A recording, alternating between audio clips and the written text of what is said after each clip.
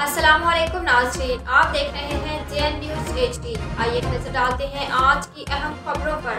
मियां चन्नू 115 में ट्यूबवेल पर रिकवरी की गई। वापडा मुलाजमीन पर मुलजमान का डेरे पर बांध कर तशद्दुद। वापडा मुलाजमीन सरापा एहतजाज बन गए। दफातर पर ताले लगाकर मुलजमान की गिरफ्तारी का मुतालबा। मियां चन्नू के हमारे डिप्टी ब्यूरो चीफ खिजर हयात बलोच की तफसीलात के मुताबिक 115 में ट्यूबवेल पर रिकवरी पर के वापडा मुलाजमीन पर मुलजमान का डेरे पर बांध कर तशद्दुद। वापडा मुलाजमीन सरापा एहतजाज बन गए। दफातर पर ताले लगाकर मुलजमान की गिरफ्तारी का मुतालबा।